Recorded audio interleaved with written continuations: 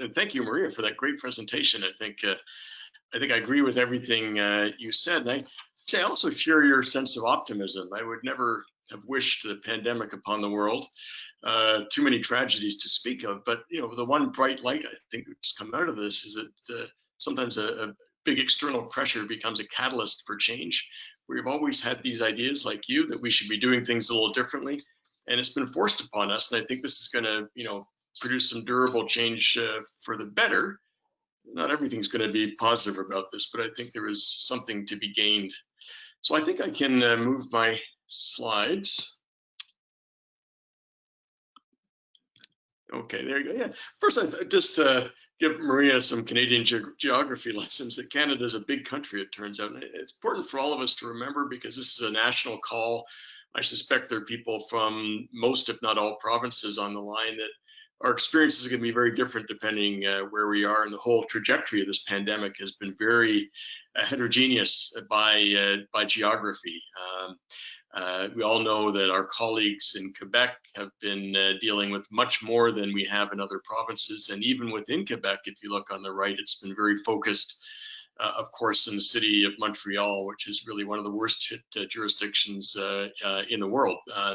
But I think the good news, as Gil outlined at the beginning, is that the trajectory is in the right direction, that we're making some gains, the rates are going down. And so appropriately, we're turning our discussion away from what do we do during the pandemic to what are we going to do after, presuming this thing goes away and we don't have another second wave.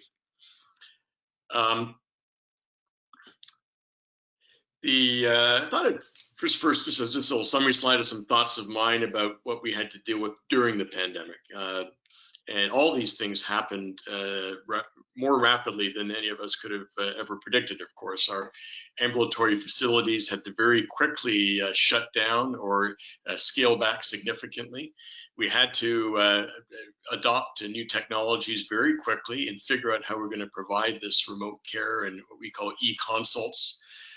Thinking of ways we can manage our patients without relying on endoscopy and imaging that would require visits to hospitals or ambulatory clinics, that were really trying to scale back volume for a variety of reasons. In Canada, particularly with our patients who are on biologic therapies, we have what is unique in the world, these patient support programs that help to deliver biologic therapy. And I think one thing unique to Canada is that they are really part of our circle of care. And during the pandemic, I would say that we've actually had to engage them more to help us communicate with patients and help us access some testing, for example, and continue to deliver therapy. So they've been an even more important part of our circle of care. We've had to develop tools for patient education, patient counseling, and reassurance. And I would say that Crohn's and Colitis Canada has really led the charge on that. We've had to very quickly think about protocols for PPE, how we wear it, and importantly, for many of the clinics that you attend as patients, how to access PPE. As you know, there still is a huge global supply chain problem with PPE.